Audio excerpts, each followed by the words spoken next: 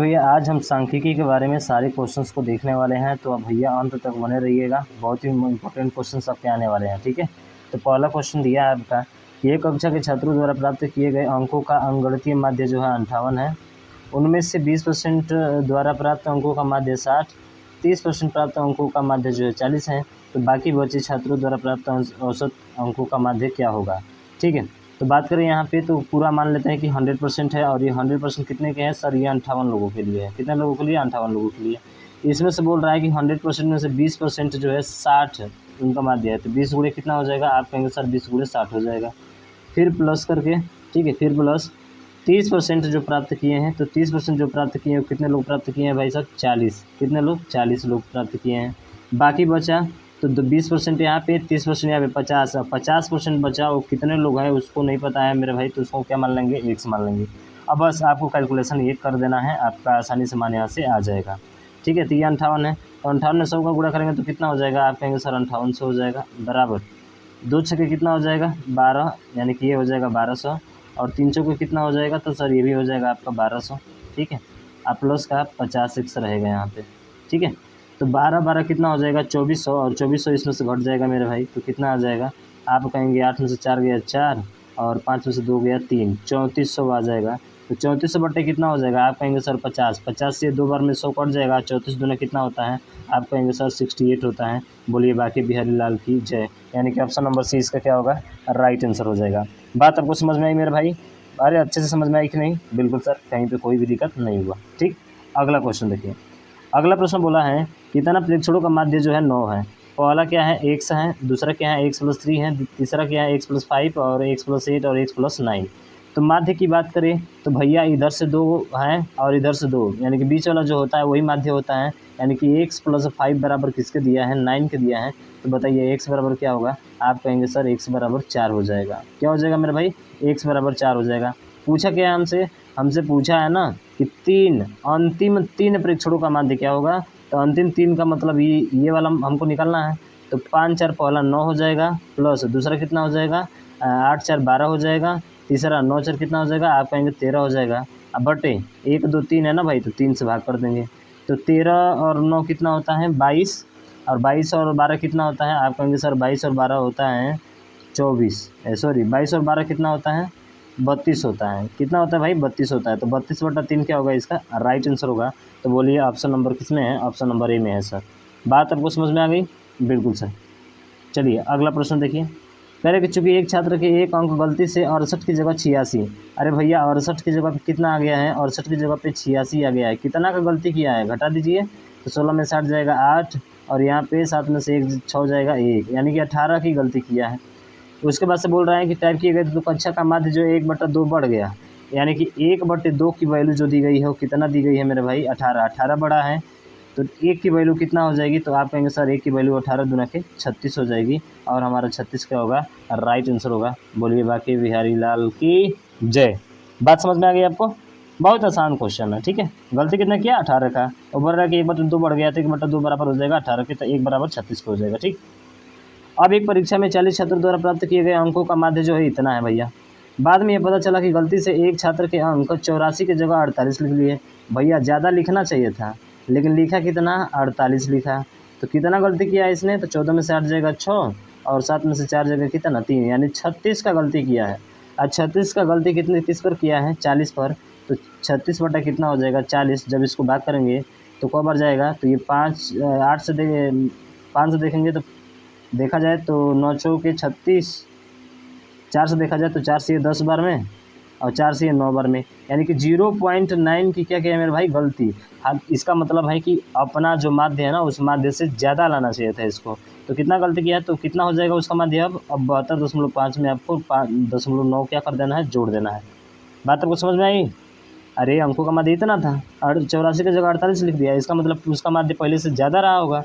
कितना ज़्यादा रहा होगा 0.9, जोड़ेंगे तो 9 5 13 का 3, 2 1 3 और 3 73.3 इसका क्या हो जाएगा, राइट आंसर हो 9 5 14 हो जाएगा ना, सॉरी 9 5 14 हो जाएगा। तो 73.4 आपका क्या होगा, राइट आंसर बोले तो ऑप्शन नंबर डी।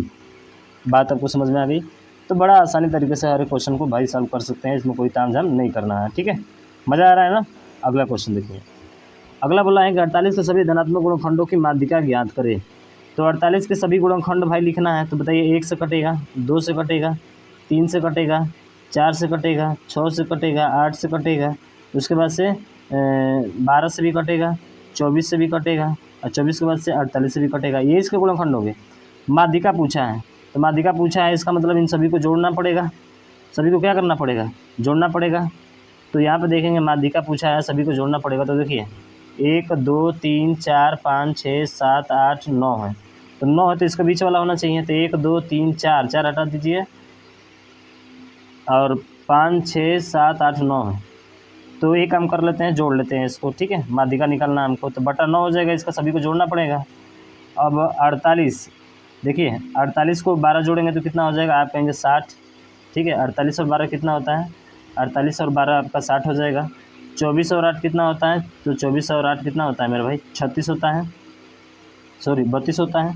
24 8 कितना हो जाएगा? तो 24 8 आपका हो जाएगा 32। तो भैया ये हो गया 32। उसके बाद से 32 और 6 38, 38 और 2 40, 40 4 44, 44 से 45, 45 3 48, 60 में 48 जोड़ दीजिए। तो 60 में आप 48 जोड़ेंगे तो 8 और 6 4 10, तो बताइए एक बार में कट जाएगा भैया, तो 12 9 1 से, यानी कि 12 बार में कट जाएगा। तो इसका राइट आंसर कौन सा होगा? आपका ऑप्शन नंबर बी, यानी कि 12 हो जाएगा। बात आपको समझ में आई? बिल्कुल सर, सभी को जोड़कर उसका माध्यिका ऐसे ही निकालते हैं हम लोग, ठीक। अगला क्वेश्चन, ये क्वेश्चन दिया है कि आंकड़ों का माध्यिका होगा। तो एक काम करिए, इसको माध्यिका निकालना है तो इसको आरोही क्रम में व्यक्त कर दीजिए। किस क्रम में? आरोही क्रम में। आरोही क्रम का मतलब जैसे कि 1/4 है तो यही छोटा होगा, या 1/2 होगा। तो 1/4 का मतलब कितना होता है? आप कहेंगे 0.25 होता है। 4 दूना के 8, 4 5 20, ये होगा ना। और 1/2 का आधा कितना होता है? ये होता है 0.5। बड़ा कौन सा है सर? ये बड़ा है, छोटा ये है, यानी कि 1/4 से शुरुआत होगी। तो पहले 1/4 को बार आया है?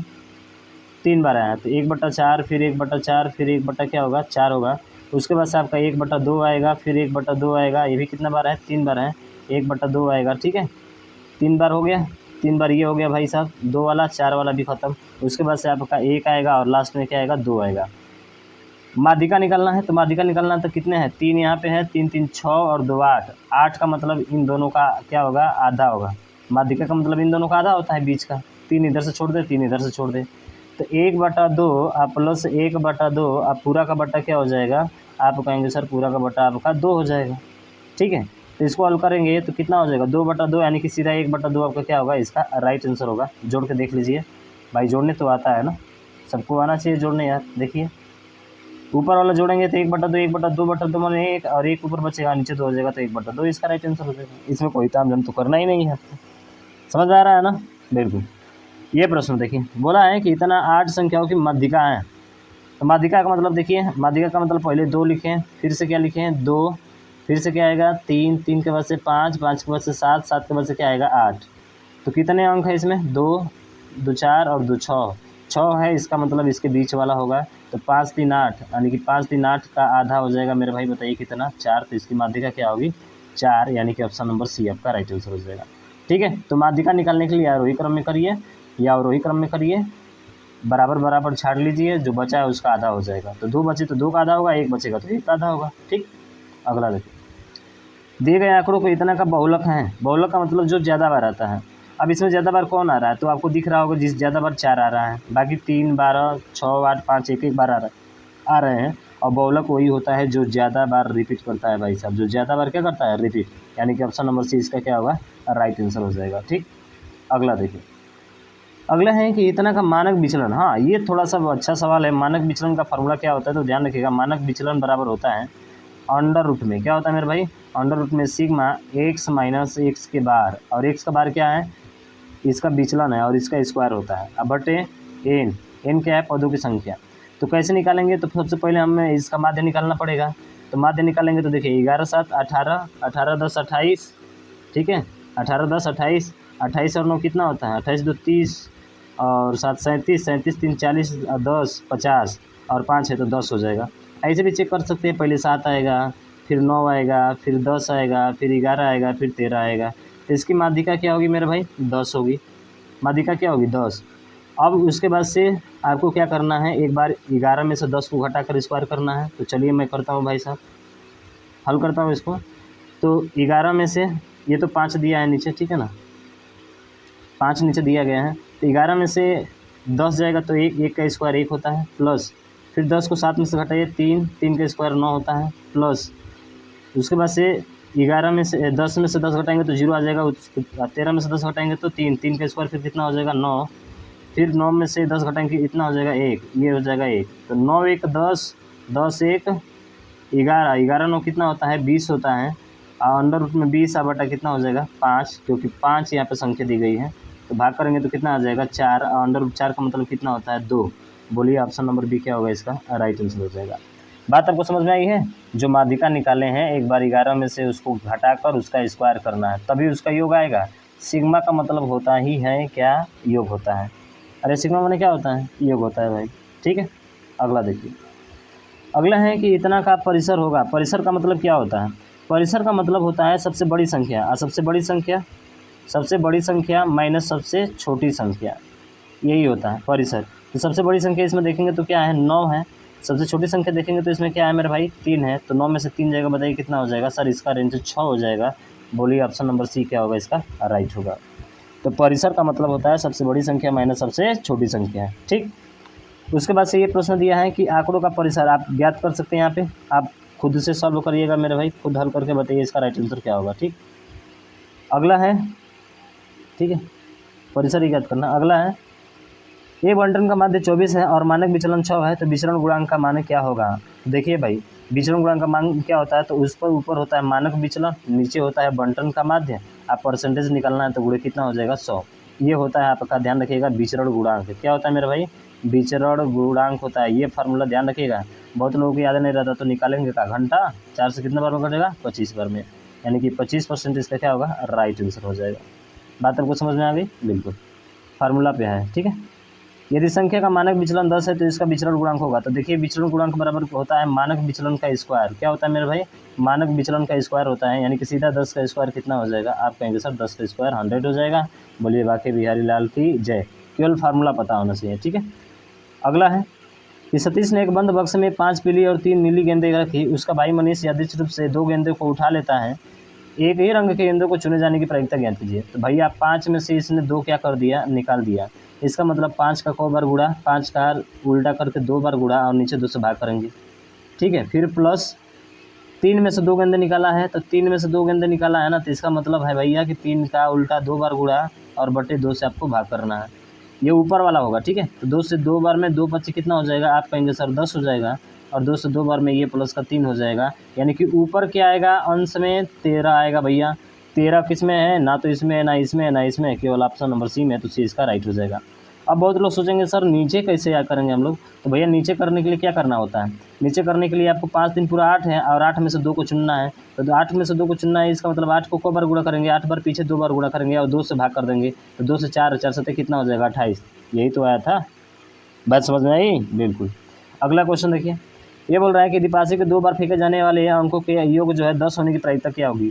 तो 2 पासा है भाई साहब, यानी कि 2 पासा है, इसका मतलब कि कुल संभावना कितना हो जाएगा 6 का स्क्वायर, यानी कि 36 हो जाएगा। तो नीचे तो 36 आना तय है भाई साहब, इसका मतलब ये तो ख़त्म हो जाएगा, होगा नहीं भाई साहब, नहीं हो सकता है। आगे देखिए अभी कहानी क्या है।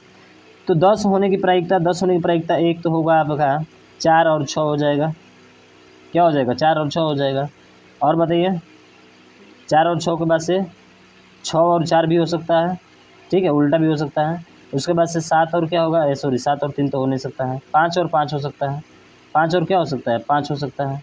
और बताइए प्रायिकता क्या होगा इसका, और बताइए 5 पर 5 हो सकता है, और किसको जोड़ने पर 10 आ जाएगा, क्योंकि पासा में 1 होता है, 2 होता है, 3 होता है, 4 होता है, 5 होता है और 6 होता है, यही होता है ना। तो 6 4 10 हो गया, फिर 4 6 10 हो गया, फिर 5 5 10 हो गया।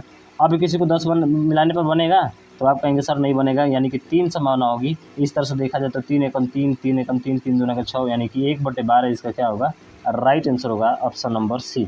बोलिए बाकी बिहारी लाल की जय। तो मेरे भाई ये 15 क्वेश्चन आपको बहुत अच्छे समझ में आए हैं कि नहीं आए हो तो आप हमें कमेंट बॉक्स में बताइएगा भाई सर कि ये क्वेश्चन हमको समझ में नहीं आया है, मैं आपको उसको दोबारा एक्सप्लेन करूँगा, ठीक है। बाकी मिलते हैं हम लोग नेक्स्ट चैप्टर के साथ नेक्स्ट वीडियो में, तब तक ले जय हिंद जय भारत।